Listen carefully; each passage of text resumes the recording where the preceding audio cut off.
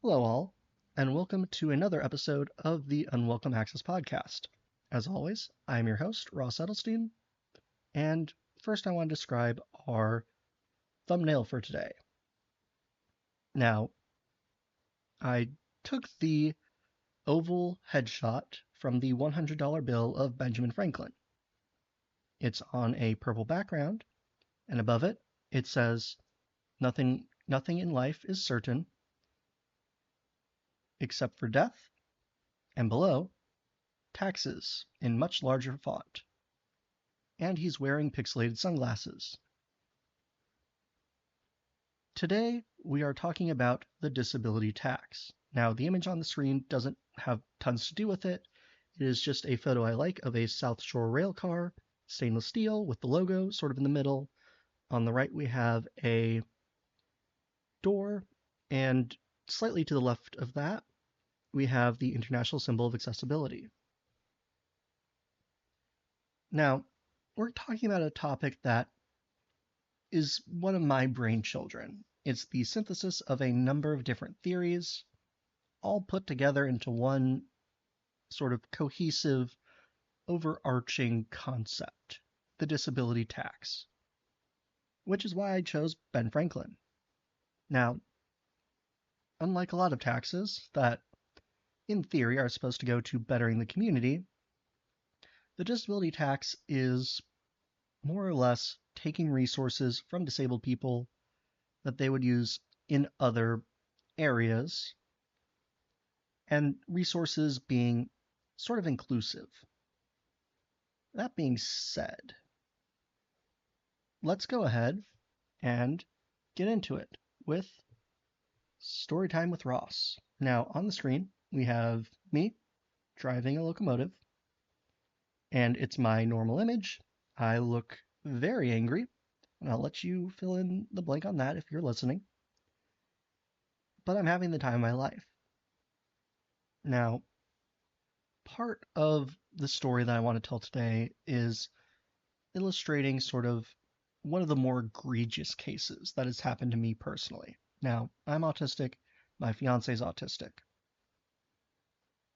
We wanted to do a date at a winter light show at a botanical garden.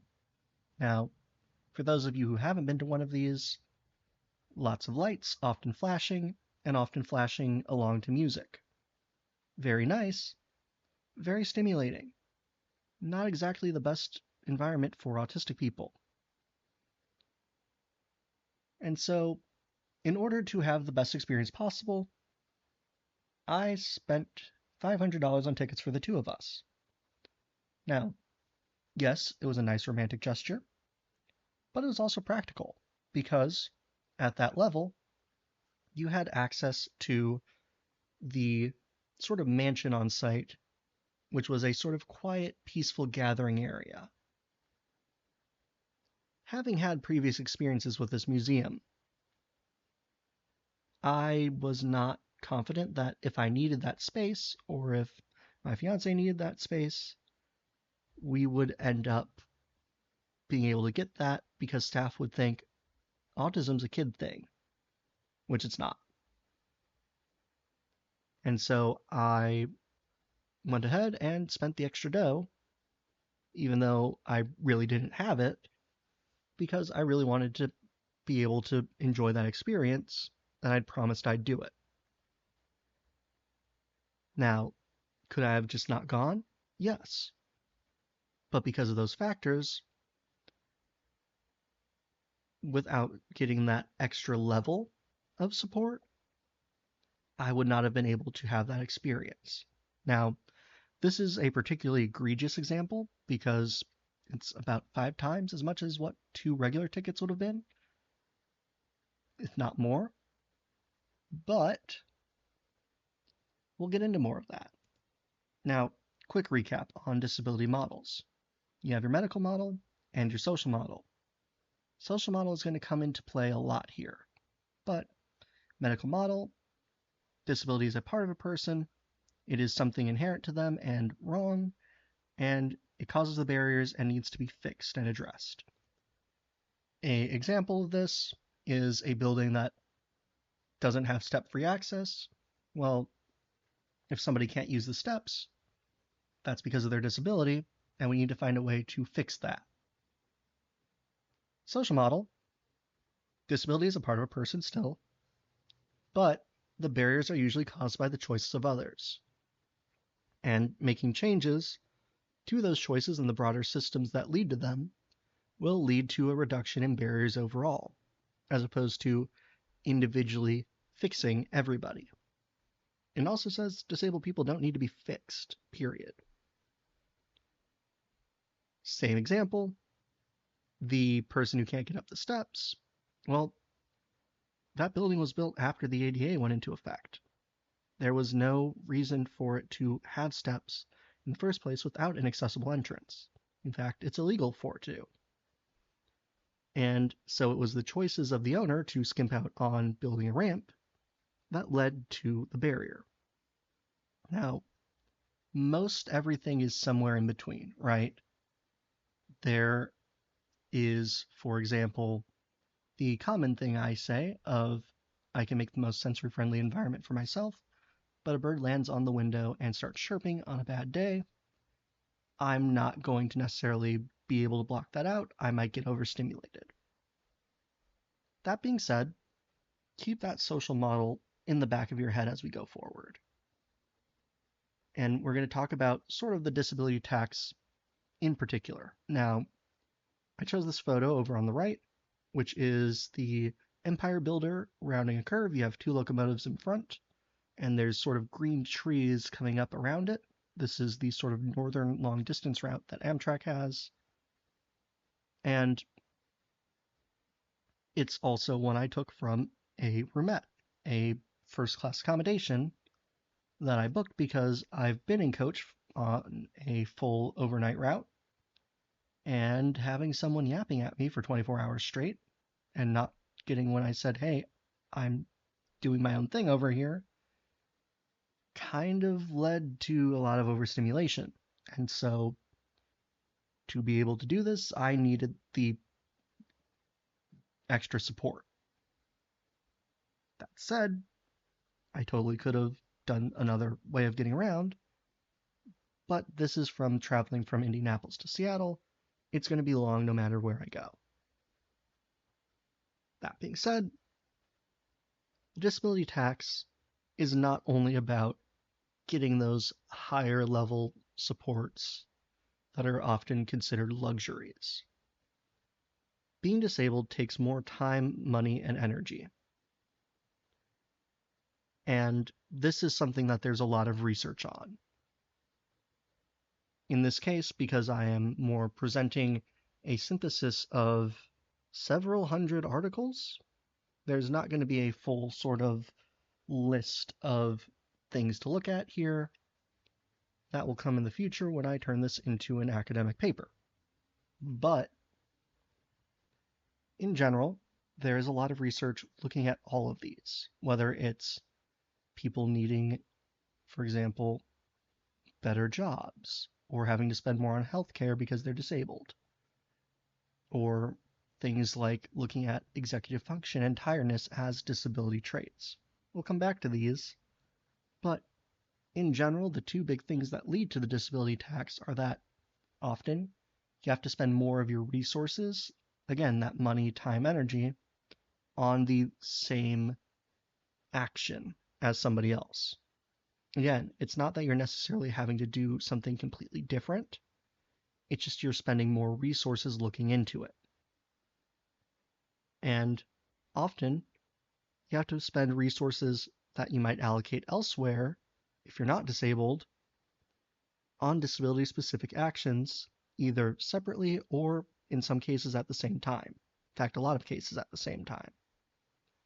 And what that often does is leads to those resources further being depleted, or because often you have less of those to begin with, you might not do things because I can't spend the extra however many $100 on the premium service. That said, let's talk about money. Now, I chose this image because I was on a little mini trip to Chicago with my fiance, and we ended up, because we were tired from what we had planned doing, and this will come up later, booking an extra day because we didn't feel like we would be safe to drive back. One thing you'll notice in all of these is that there's a lot of overlap between them. These categories are more for explanation. The reality is, a lot of these things do heavily overlap. On the screen, though, we have the quad track section of the Chicago L, taken from a station with a half-built, mostly built glass building in the background, and two trains passing each other, one on the far track to the right, one on the closest track to the viewer, both of which are stainless steel L cars from the Chicago L. There's also some green trees sort of in between the far track and that steel and glass building in the background. Now, money. As I said, we had to pay for that extra hotel day, but oftentimes money does have to be spent at various points in the process of doing things that others don't have to deal with. Sometimes it's actually quite obvious that this will have to be done, right?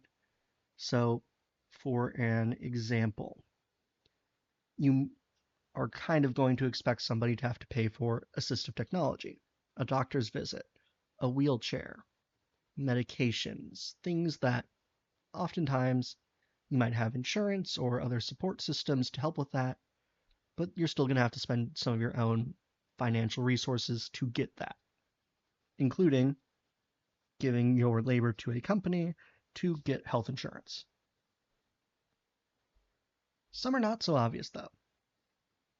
As I mentioned, I had two special experiences that I mentioned that were actually intended to be supports for me in particular. But there's also a lot of other goods that would be considered a luxury. Noise canceling, earbuds, headphones, whatever. Those are often a necessity for somebody who might have a sensory disability. But also, for example, things like a service animal, right? Those are usually paid for out of pocket. And there are other resources you can spend in there, time and energy, but money is the most common. The other thing is, as a great example, you might have to spend more money on housing because there's a much higher sort of, because there is a lot less accessible housing, and I mean this in the ADA compliant sense, which we'll talk about in another episode, what that means, but specifically accessible housing, much harder to get, and oftentimes leads to higher rents, whether or not that's moral or legal. But oftentimes you also have less income if you're disabled than non-disabled people, right? Disabled people are often and underemployed and are less likely to do job hopping to increase salaries. This is also my usual, hey, if you want to work with me, give me an email. I'd love to work with people and get some money because I'm very underemployed right now. That being said, that income stream is common not just for, your almost doctorate holders who happen to be in a less ideal place financially than they'd like, but a lot of people just do not get jobs or the opportunity to get, say, higher education because of disability. And so that often limits income. Plus, a lot of the social safety net is means tested. We'll come back to this in a future episode as well, but that basically says if you have enough money, well, you don't really need to be on this. And there are stories of a fraction of a penny kicking someone off of Social Security disability, despite it being literally a fraction of a penny in their bank account. But money's not the only thing that's taxed here, right? It's the one that most people think of when they talk about taxes. But the disability tax is also a tax on your time. Now, this photo, also from Chicago, is in the Loop. I took this on the return from that Empire Builder trip that I mentioned before. Because, frankly, I needed that extra sort of time because even though the train's more accessible, the Cardinal only runs 3 times a week in each direction, and it's the only train that serves where I live. And so I needed that extra day sort of buffer zone to be able to actually get the train back that was more accessible. Now, when we talk about time and the disability tax, talking that often extra time needs to be spent on things related to the disability and not. Now, getting support is a big one. Most people don't have to go and find the contact information for the disability services at a museum. A lot of disabled people do to get sort of the basic experience that everyone else does. You also don't have to fight through the various bureaucratic legal systems that, again, exhaust you, take away some of that energy, and only give a pittance of what really should be provided. The other part is that planning things takes more time because you have more concerns you have to look into. Again, we'll come back to this, but finding information on websites is often more difficult than it should be, especially when you're talking about disability information. Every museum has a do, see, visit, and explore page. None of them mean the same thing, and where the accessibility information is a crapshoot. In fact, it's likely that you're not going to find it right away or within a few clicks. And so a lot of people don't even get that despite spending the time to find it. But also some direct disability related tasks take more time than their non-disability related counterparts. Getting dressed if you have a disability that affects that can often take more time. If it's difficult for you to stand for a long period of time, cooking can be difficult, especially if you're not a chair user. There are also tasks like having to take medication or mix medication or test blood sugar, things like that add extra bits of time. But also often you need more time cushions. Again, things overlap, but disability is tiring.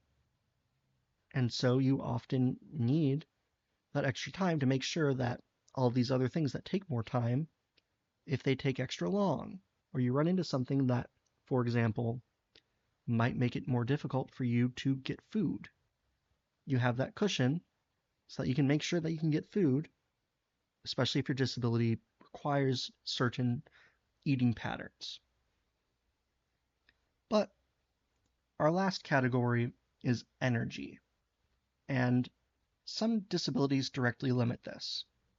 ADHD, autism, narcolepsy is a big one, but most disabilities that do this have a direct reason for limiting the energy that you can put out every day. Now, what I have here is from that sort of extended trip I mentioned with my fiance, from a hotel room overlooking the Loop and looking down on one of the stations with a L train coming into that station. But sometimes they limit the ability to put mental and physical energy to tasks. Executive function is a big one.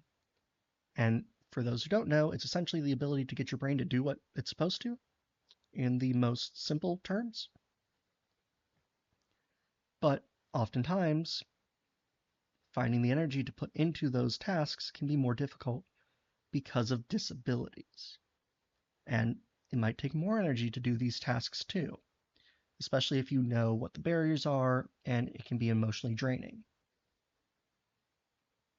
And oftentimes this means that you have to find ways to deal with that. But being disabled also costs a lot of emotional labor that saps energy. Having to explain time in and time out what your specific support needs are, especially when, say, people do not believe that those exist, say if you have a food allergy. Well, that gets tiring. That's a lot of emotional labor. And in the actual sense of the labor of having to repeatedly explain the systems of oppression and barriers that you face takes an emotional toll. And this is not the sort of TikTok, oh, I'm listening to my partner crying, that's emotional labor. This is the actual, from the literature sense of emotional labor, of I am a marginalized person, and disabled people are marginalized, and I have to keep explaining my disability to somebody and to just people who do not have it in general to make this happen. All that I do is emotional labor, for example, because I explain disability all day.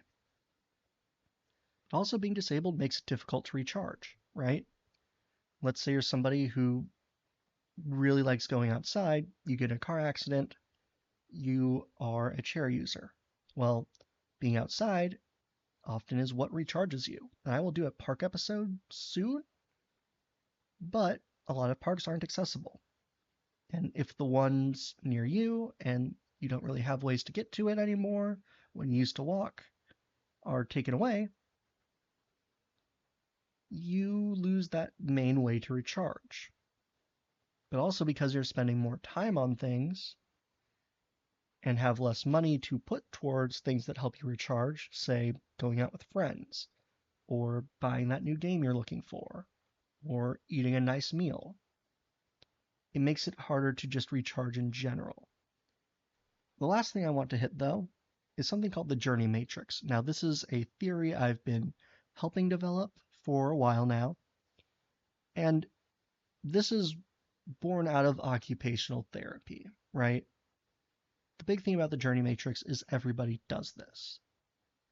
But we're going to use this today to help explain the practical implications of the disability tax. Now, you start with your pre-visit preparation, namely, how do I get ready for whatever I'm doing?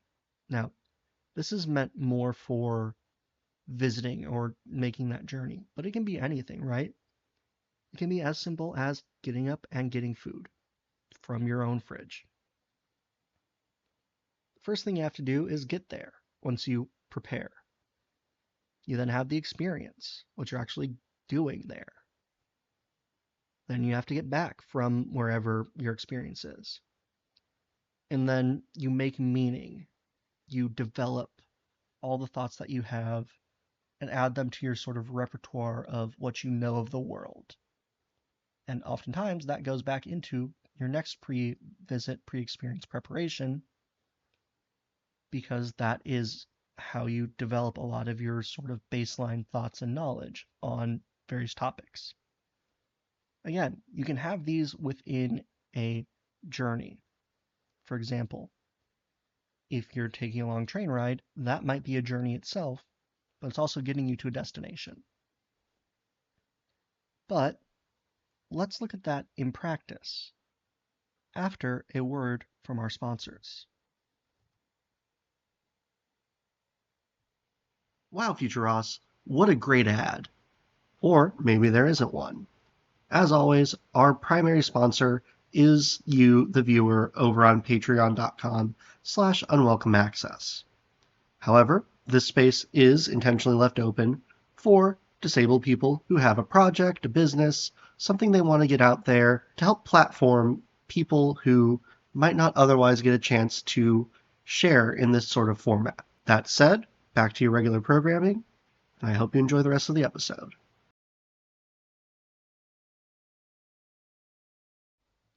And thank you, Midroll Ross. Now, I want to first say this is not based on any visit I've done to the place that we're going to be exploring today, but I wanted to choose sort of just a museum as a good example, because that's my background, right? Master's in Museum Studies, doing my whole doctorate on museums, so on and so forth. But we're going to be taking a sort of theoretical trip to the University of Michigan Museum of Art and sort of put the disability tax into context within that journey matrix. Now, on the screen, I have a picture of the lawn. You have a bright red sort of modern art sculpture on the left, a brutalist sort of cubish building in the center, in the background, and then on the right, in the midground, you have a neoclassical university-looking building. Now, again, this is more to contextualize. I found some things out about this experience that are perhaps not ideal, and if you are from the University of Michigan Museum of Art and want to talk to me about fixing these things, go ahead and look in the description for my email. That being said, let's talk about the preparation, because preparation can mean a whole lot of things. Now, we'll come to the image on the screen, because this is actually one that is less for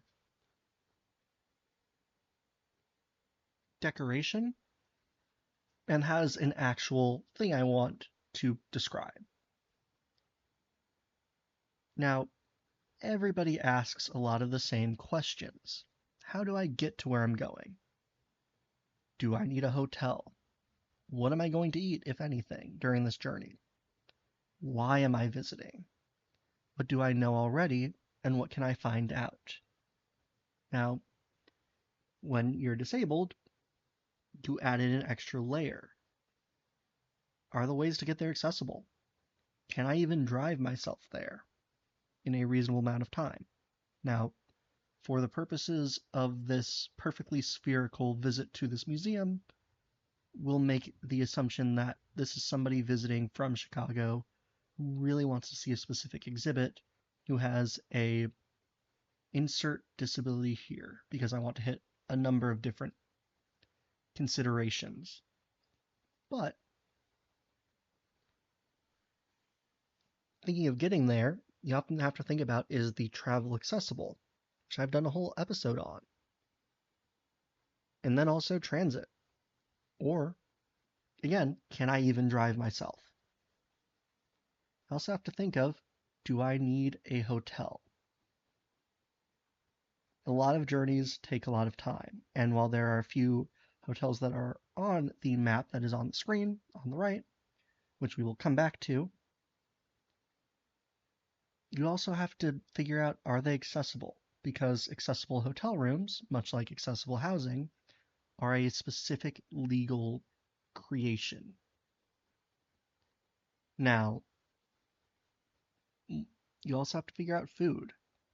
A lot of disabilities affect food. I've done a whole episode on that as well. But, especially if you're talking about a museum, most museums do not publish their food cafe menus online. And so, especially if you have to pay for it, well, not having that information can really lead to a lot of barriers, and especially if you're not allowed to bring your own. The why, again, that is a universal almost. Nothing is truly universal, but almost everybody is going to look at the why individually. Now, what you know can also be affected by disability. Disabled people are less likely to have gone to museums because of the barriers that they face. I'm going to do a whole bunch of episodes on that at some point, but that basic level of knowledge that, say, the average person who wants to visit the art museum, that might not be there. And not having that information, well, that becomes a bit of a drag on your ability to plan. And then you have to find out information. Things like, What are ticket costs? What is the bus route? When is the train getting there? Is the routes that I'll have to take accessible? Rather, are they accessible? Things like, does the museum have an accessibility page? In this case, no. And does it have an accessibility contact information? In this case, no. And in that case, oftentimes you have to email somebody who might not know. You might get thrown around a little bit, or you call them. And especially if you're calling somebody, there's a lot of times when they don't have that information. Now, here, they still have sort of maps and guides, and a general phone number and email. They also have a sensory kit, which we'll come back to later. But you can find out all of these things, and this is honestly the part that most people spend the most time on and energy on, because you end up having to address a lot of things ahead of time and find out if you can even address them and get that experience. Now, again, being able to contact somebody is also super important, because one of the things that's often taxing is that very few places will offer, say, touch tours for somebody who's blind. And that ends up that I want to go to an art museum and touch some art and experience some art becomes something that you have to call around to place after place after place, and it's taxing. So again, there's a lot of areas where this can be the make or break for somebody even being able to have that experience, period. This is only step one. And before we get into that, we're making the assumption of somebody who's going to take the train from Chicago to Ann Arbor. Now, whether or not this person can use paratransit, I don't really know. You would be able to probably communicate with the transit system to find out if you were able to do it if you had access to Chicago paratransit. Go to the paratransit episode for more on that. But in this case, you have a route that requires a about 400-foot walk from the station, and it's actually far more because that station is not in the best spot. But once you get from there, you get to the bus, you load on, and you ride in the very circuitous curly Q pattern that the bus has to the transit center, where you then hope that you can get to a second bus, ride 2 stops. Oh, and the first bus is not listed as accessible, which is a issue when it connects to the train station. But once you're there, you then have to walk about a quarter mile, which again, it's on a college campus. It's most likely fine. I haven't done it myself, so I can't say that for sure. But at the end of the day, that can be a barrier for somebody. Or you can just pay extra, pay that disability tax, and get an Uber. This is the kind of thing that you have to make those decisions on and spend your time and energy deciding what is the most effective for me. You also could walk 23 minutes. It's not super, it's about a mile. I could do that. A lot of people can't. And that's part of the issue. Now, getting there. On the screen, we have Amtrak's Wolverine pulling into a station. I think that's actually Ann Arbor. No, it's not Ann Arbor, but it's the Wolverine pulling into a station going to Ann Arbor. You have to decide if you're driving or taking transit. Now, we've already decided that our perfectly spherical, frictionless, disabled in some way person is going to be taking train and the bus. But for a lot of people, that driving becomes a lot more convenient. Now, we have also got to make the decision of what train we're taking. And really, if you want to have enough time, in this case, you have to get on the 6:45 train out of Chicago and get there at 12:26. That's about over 4 hours, especially with the time change. And at the cheapest, for the random date I chose, $44 for coach or $81 for business. And you have to make the decision, is it worth splurging for business class to get a slightly more restful experience? Because our traveler is going to have a long day. And again, we don't know what their disability is. That ability to recharge in a slightly less crowded and noisy environment, such as business class, might be worth that extra $40. And then you have to worry about it being on time. Because especially if you miss a connection, a lot of bus routes, especially in somewhere like Ann Arbor, they might not run super frequently. And so you might often miss the bus. Or miss that connection, rather. And that further delays you being able to do the thing you're setting out to do. Again, you have to worry about that cost, right? You might not be able to afford the gas. You might not be able to afford the extra splurge even if you need it. You have to think about that timing. A lot of disabilities require you to sleep a certain amount. And not being able to get that can actively cause other issues. You also have to worry about what that experience is like on the travel method. And we'll somewhat touch this, but we're going to leave travel sort of as this intermediate step here. But you also have to worry about, do I have everything I need? If you have to bring your own food, if, say, you have medication you need, and did I leave the oven on if you're forgetful?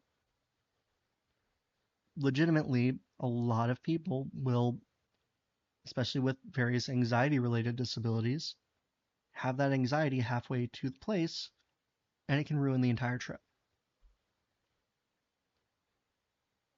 Again, there's a whole list of things. I can't get into all of them here.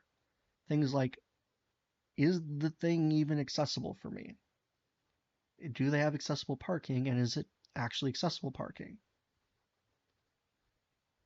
That said, let's talk about actually getting there. Now, on the screen, we'll come back to this, but the visit itself. These are things that you're sort of thinking about, what am I actually going to be seeing? Who's there? Are the people actually decent people? Are they doing an ableism to me? But also, can I get food, or do I have to leave to get food? Because that's going to limit your time.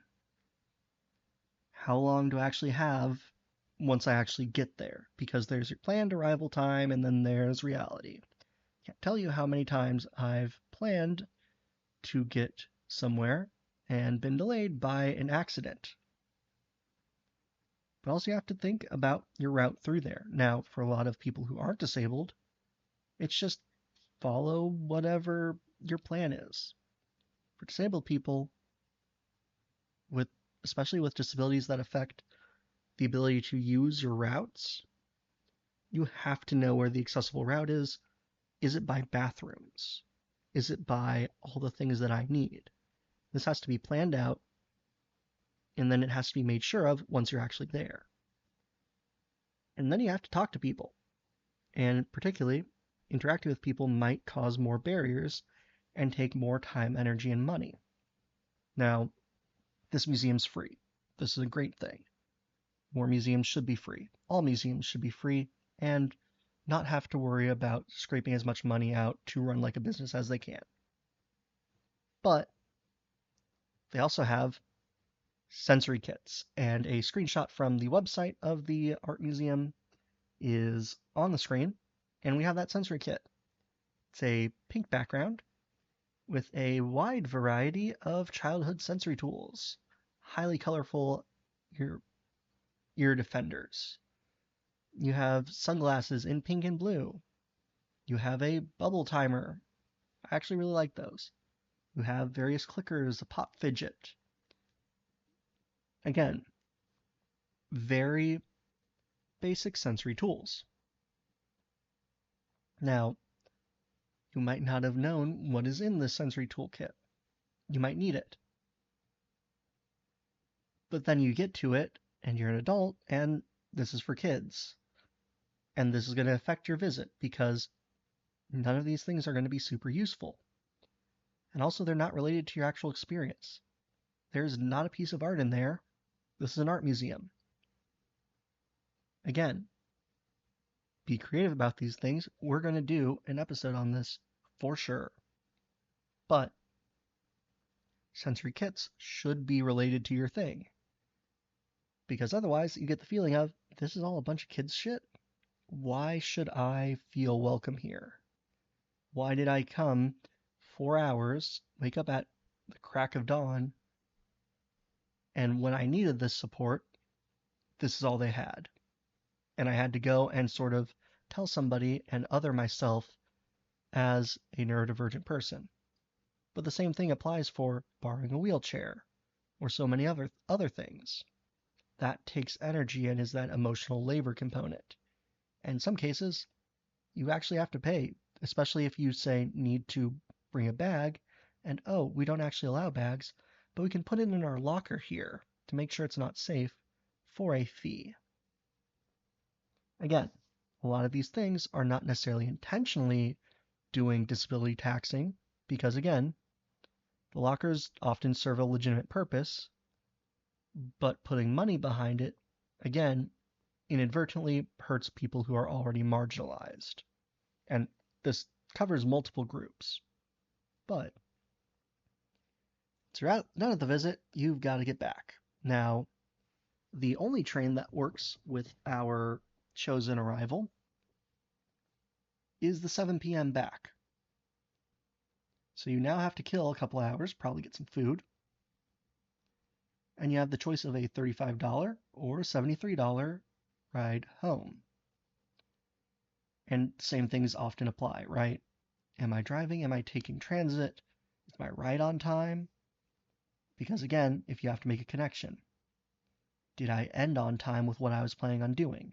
Because again, it can be slower to actually do what you're intending, and especially in cases like this, or unlike this, where you have, say, less of a my train ticket is now, it might be, oh, I missed the 6 o'clock train, the 7 o'clock train is the one I have to go to, but now I have to spend that extra hour in a spot where I wasn't planning on being.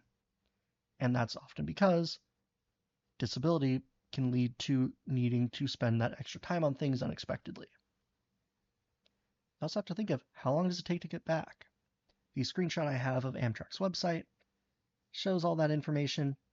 Again, time zone change, which is another consideration, and you're back at about 10:40 p.m.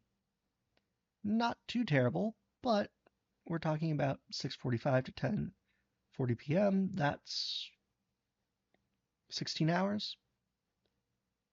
You can easily add a couple hours each end, and we're talking 18 hours or more. This is a lot for what would be a relatively simple trip. And especially if you have a disability that affects, say, fatigue, that is an extra tax on top of it. And also, do you have everything you need? Because you can leave things, places, and suddenly not have a crucial tool for your disability. I've lost a number of noise-canceling earbuds this way that have been very high prices to replace. And that's simply just the disability tax at work, right? I'm overstimulated. I'm not thinking about it. I absolutely cannot. I can't, remember this thing that is a small, easily lost thing, and I don't realize it till it's far too late to get it back. And then you have meaning making. Now, on the screen, I have a beautiful picture of some ducks in a pond with some algae on the surface, and there's just ripples on there. I just really like this picture. Meaning making means a lot of things, and it's very individual. And it's also, unlike a lot of the other processes, not really a thing that you actively do. It's something that you can actively do, but it's often sort of the reflection of bringing it into your sort of data set in your brain. What went well? What could have gone better? What sucked? What would I never do again?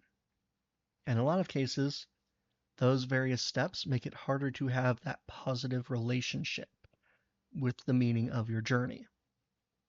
Because again, you've spent the entire time being taxed of extra emotional energy resources, time resources, and money. And you might look at it and say, wow, this is stupid expensive. I didn't get what I wanted out of it. I don't want to do this again. And the reason I did this episode is because a lot of places do not consider this when they're developing everything. At the core, if you are the kind of place that people go in the community, you need to be thinking of how you're participating in the disability tax. How can I lower the barriers to getting in? And actually, hopefully we'll have an episode on that coming up in the future. But for now, this is where we're going to call it for today. Thank you everyone for listening. This has been a little bit less hinged of an episode, less sort of narrowed in, also recorded very late at night. But I really enjoyed making this, and I hope you enjoyed listening. Thank you all again, and have a great rest of your day. A huge shout out to the wonderful people over on Patreon who are helping to make this project happen. As always, we aren't getting any ad revenue from YouTube, and we also aren't. You'll also get your name up on the screen right about now, like these lovely people who have helped support the podcast. As always, thank you so much for listening, and I look forward to our next episode. Unwelcome Access is a production of Autism, a disability and accessibility consulting organization.